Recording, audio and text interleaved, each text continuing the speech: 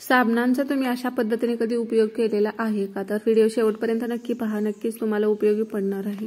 तर पहिली आपली टिप अशी आहे की बघा, रात्रीचं आपण किचन आवरल्यानंतर बऱ्याच वेळा काय होतं की ही भांडी ओली असतात, आपण लगेच ट्रॉलीमध्ये लावायला गेलं तर मग ती आपली ट्रॉलीज तर एक खराब होतात आणि कॉक्रोच सुद्धा त्यामध्ये होत असतात। आणि वरती असं ठेवायचं झालं तर काय होतं, मग धूळ जाते किंवा कॉक्रोचेस जात असतात किंवा पाली वगैरे जाऊ नये म्हणून यासाठी काय करायचं की असं एखादं कापडाने तुम्ही ही जी आपली भांडी आहे ती रात्री अशी झाकून ठेवू शकता तुम्ही आणि नंतर सकाळी मग ती लावू शकता।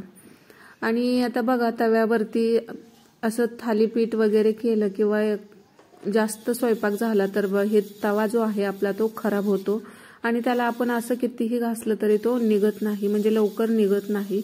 तर यासाठी काय करायचं, याला तव्याला सगळीकडे अशी साबण लावून घ्यायचे आणि साबण लावल्यानंतर आपल्याला हा तवा आहे तो गॅसवरती गरम करण्यासाठी ठेवून द्यायचा आणि नंतर तो आपल्याला घासून घ्यायचा आहे। मग काय होतं की घासण्यासाठी आपल्याला जास्त वेळ द्यावा लागत नाही आणि आपला तवा अगदी छान पांढरा शुभ्र होऊन जातो।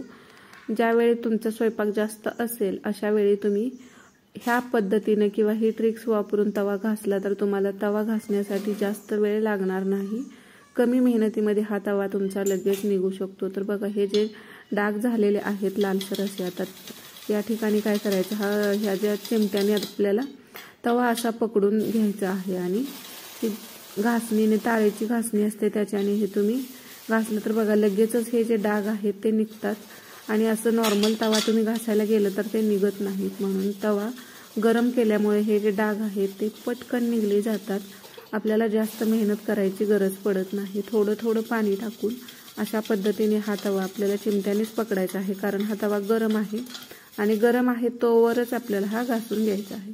आणि तुमचा तवा जर जास्त खराब झाला असेल तर तुम्ही गरम तवा घासून झाल्यानंतर परत एकदा त्याला गरम करायचं आणि राहिलेलं परत एकदा घासून घेतलं तर 1-2 वेळा गरम करून घासला तर लगेचच तवा स्वच्छ होतो कमी मेहनतीमध्ये। बघा किती खराब झालेला तवा होता, तो अगदी छान स्वच्छ झालेला आहे।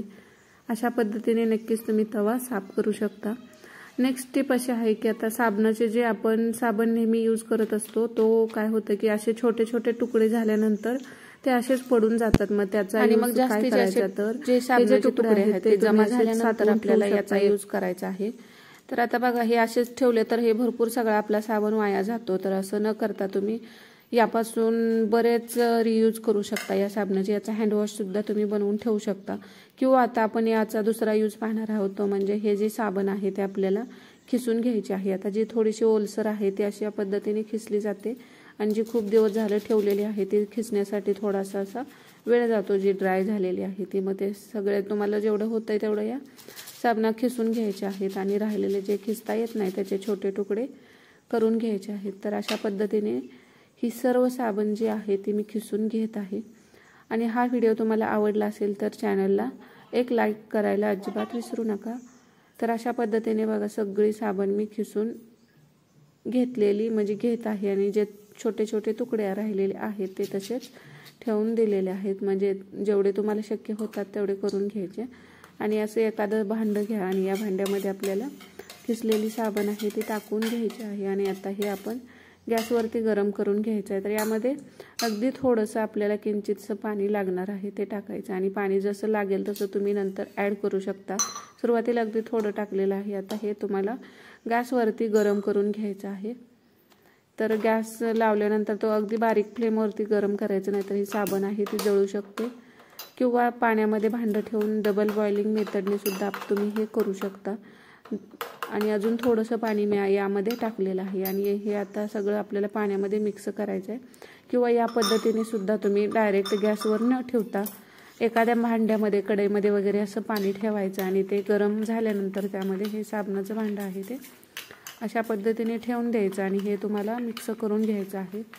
तर अगदी थोड्याशा पाण्यामध्ये हे केलेलं आहे। अजून थोडं पाणी जरी तुम्ही टाकलं तर ते नंतर जळून जातं, म्हणजे अशा पद्धतीने ही जी साबण आहे ती आपली ड्राय होते। आणि आता हे लिक्विड टाईप झालं तरी सुद्धा ते तुम्ही सेट करू शकता किंवा असं घट्ट झालं तरी सुद्धा ते दोन्ही पद्धतीने सेट करू शकता।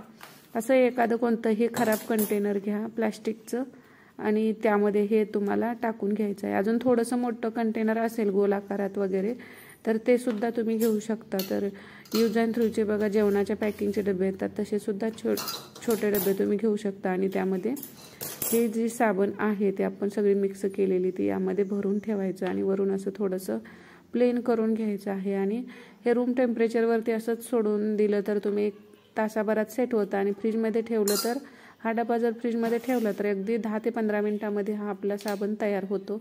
बघा एक 15 ते 20 मिनिटानंतर मी फ्रीजमधून काढून घेतलेलं आहे, तर हे व्यवस्थित असं सेट झालेलं आहे। डब्बा थोडासा असा हलका फिरवून घेतला तर आणि थोडंसं ह्याला असं आपटून घेतलं तर लगेचच निघतो। त्यासाठी थोडासा मोठा डबा असेल आणि साबण खाली अर्ध्यापर्यंत राहिले असेल तर लगेचच निघून येईल।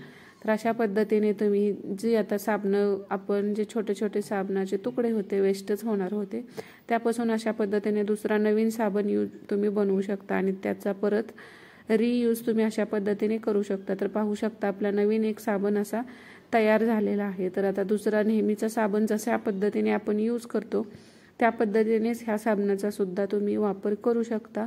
आणि बघा थोडंसं हाताला पाणी घेऊन तुम्ही हा साबण लावला तर नॉर्मल जे आपण नेहमीचे साबण यूज करतो त्या पद्धतीनेच याचा फेस सुद्धा होत आहे।